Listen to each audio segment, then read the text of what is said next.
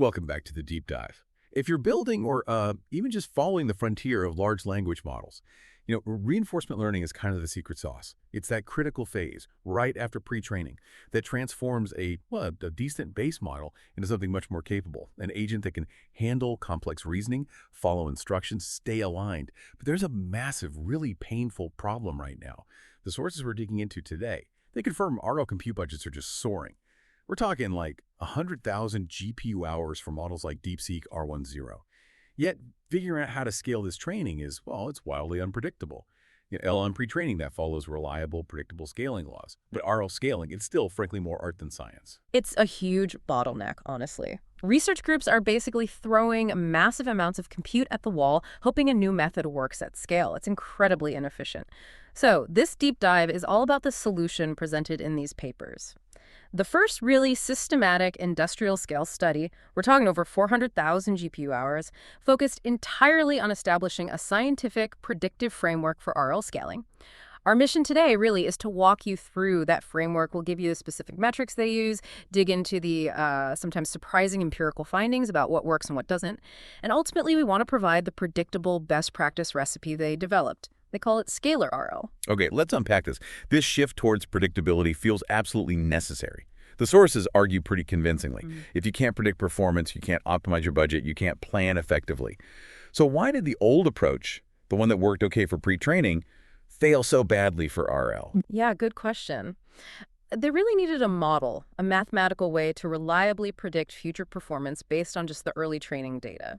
Historically, people leaned on power law fits.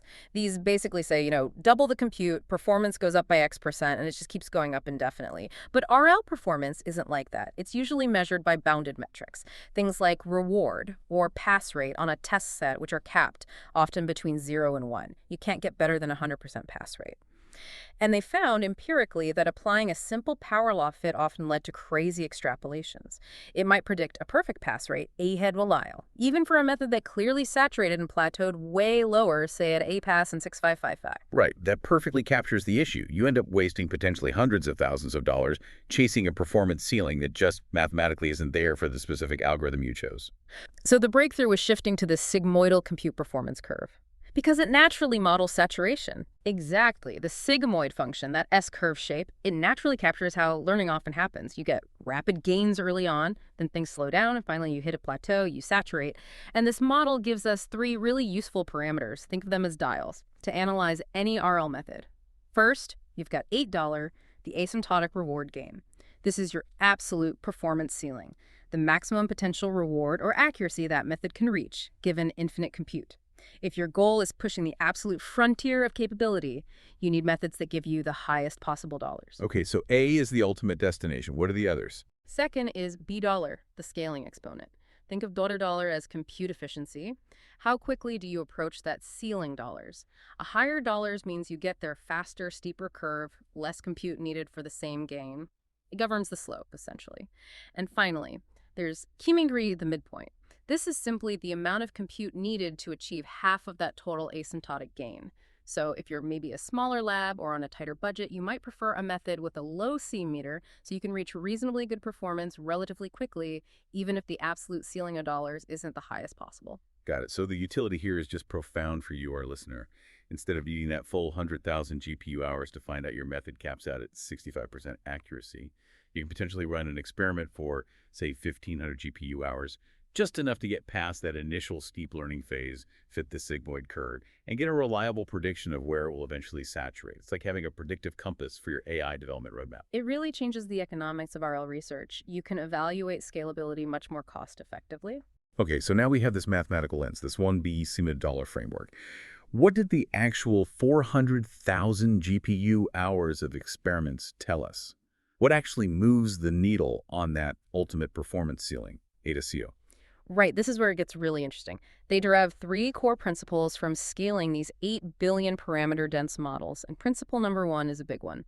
Those performance ceilings are not universal. Your choices, both algorithmic and sometimes even just engineering details, can substantially shift how high you can ultimately climb.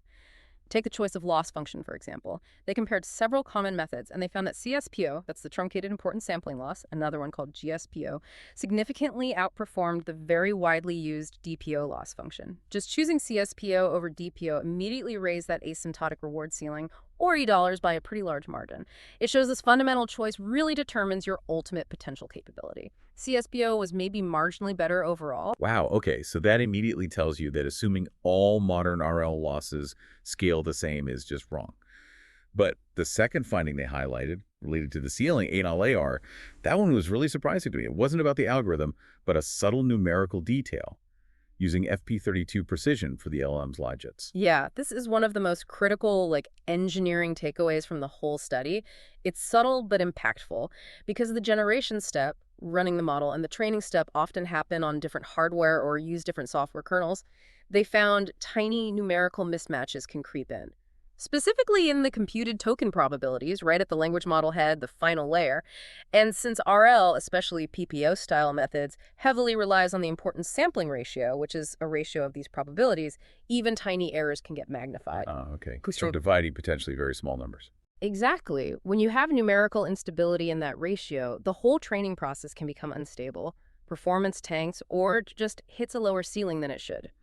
By simply ensuring that final logic calculation uses full FP32 precision, they mitigated that numerical mismatch. And the impact? It dramatically raised the performance ceiling from around 0.52 to 0.61 in one key experiment. It strongly suggests the ceiling isn't always about RL theory. Sometimes it's just unstable implementation details biting you. That's a huge, actionable insight. It means your ceiling might be artificially capped by a simple precision setting, not some fundamental limit of your model size or data. Precisely. Okay, so the second major principle they derive ties into what's often called the bitter lesson in AI research, which is that methods which look great at small scale, maybe in early tests, can actually be pretty terrible when you extrapolate them to large-scale high compute regimes. Some methods might have fantastic initial compute efficiency, a really high dollar, and a low CMED, they learn super fast at the beginning, but crucially, they hit a low performance cap. So they give you that quick win, that fast start, but ultimately they prevent you from reaching truly state-of-the-art performance because their ceiling is just lower. And the predictive framework is key here, right? Because it lets you spot those methods with a low predicted value early on before you waste massive compute confirming they eventually stagnate. Spot on. You can make smarter choices much earlier. Yeah. And the third principle kind of reevaluated some standard RL wisdom. They found that many common interventions people focus on, things like data curriculum strategies, heading length penalties, how you normalize advantages, or even how you aggregate the loss across a batch. These things mainly seem to adjust the compute efficiency. They tweak live dollars or CNAT dollar. They help you climb the performance hill faster or maybe start a bit higher up. But they generally don't change the ultimate height of the hill, the asymptotic ceiling dollar. Okay, that's a critical distinction. If you really want to push the frontier, maximize capability, you have to prioritize the choices that fundamentally change ADORs. Things like the core loss function, that FP32 precision, and, as we'll probably get to, the model architecture itself. Yeah. Right, so now that we've got the sort of rules of the game, let's talk about the winning recipe. The researchers took all these optimal design choices and synthesized them into their best practice solution, ScaleRL. What are the key components of this predictable system? Yeah, ScaleRL is designed as a holistic training pipeline, covering everything from the hardware setup to the algorithms and data handling. They started with the physical setup, opting for an asynchronous setup. Specifically, they use something called pipeline RL with about 8 steps of off policiness. They found this setup performed just as well asymptotically. It reached the same ceiling dollar standard synchronous PPO, but it was substantially more efficient. It had a better scaling exponent dollar. And why the efficiency gain there? Is it just about keeping the GPUs busy all the time? That's a big part of it. It's largely about minimizing idle time. In asynchronous setups, the data generation loop and the training loop run somewhat independently and continuously feed each other. It's more like a streaming process, which drastically reduces the waiting periods you get in traditional synchronous RL, where everyone waits for everyone else. This just leads to faster progress towards that ceiling.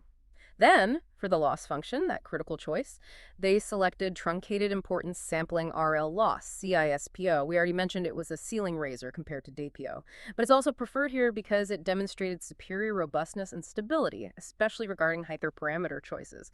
That's crucial if you want a reliable, scalable, production-ready recipe. Absolutely. Stability is paramount when you're talking about runs that cost tens or hundreds of thousands of GPU hours.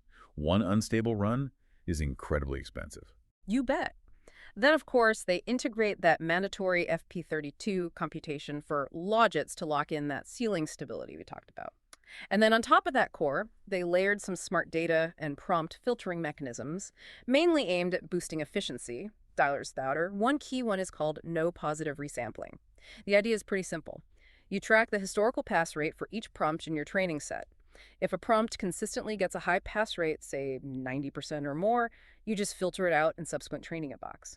Why keep wasting valuable compute cycles generating solutions for problems the model has clearly already mastered? This focuses the training on the harder, unsolved problems. Right, that makes perfect sense. It optimizes the training batch to focus only on the failure cases and the frontier challenges where the model still needs to learn. Exactly. And related to that, they also added zero variance filtering.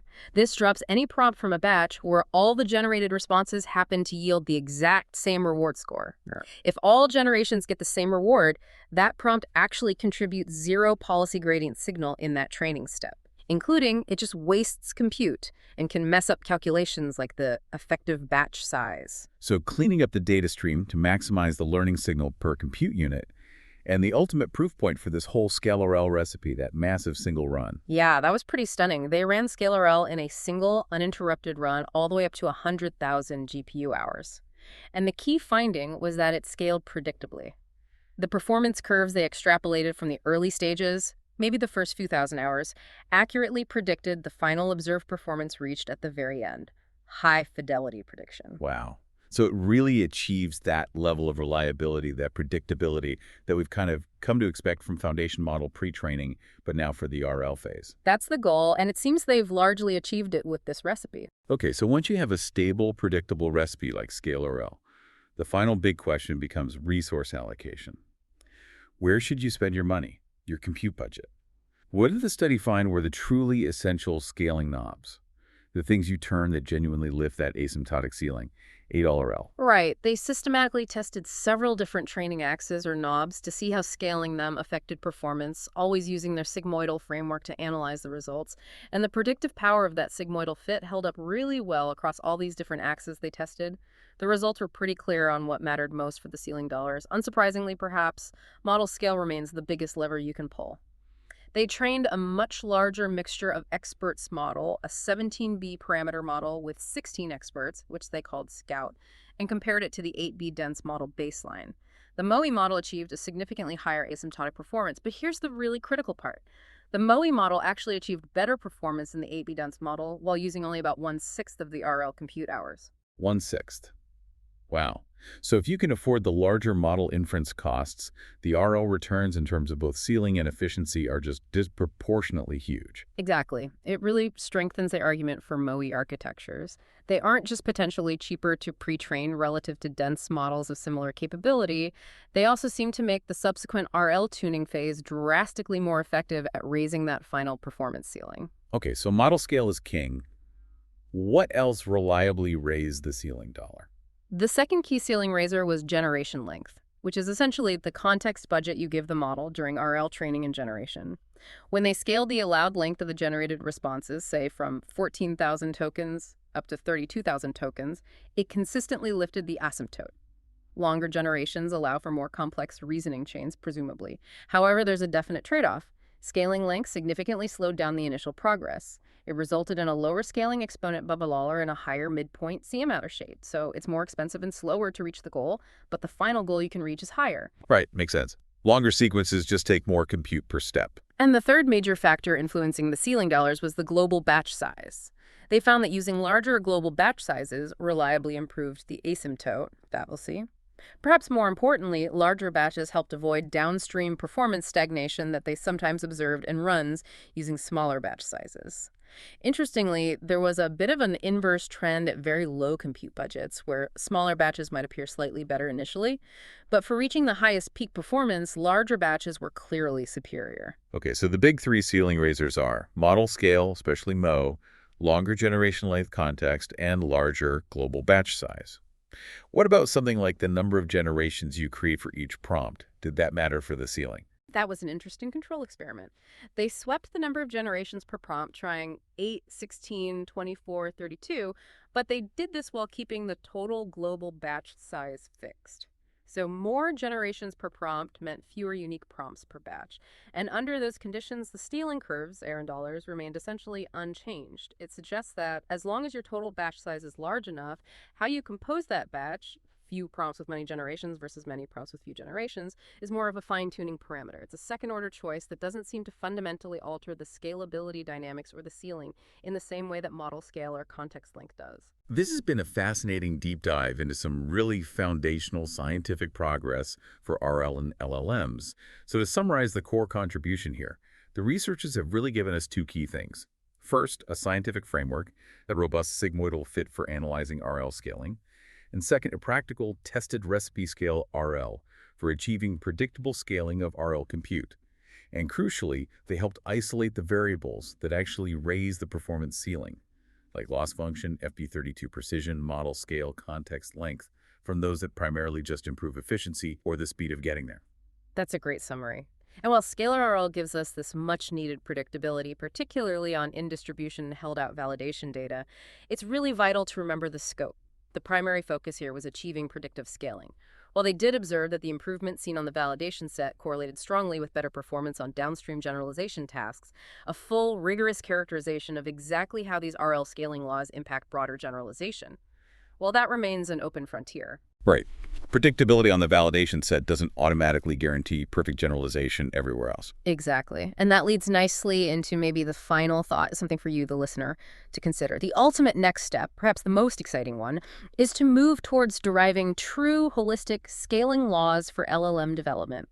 Laws that connect the dots between pre-training compute, the size and architecture of the base model, and the RL training data and compute all together. When we can define those comprehensive laws, that's when we'll finally have a complete, predictable understanding of the end-to-end costs and returns for building these incredibly powerful frontier AI systems.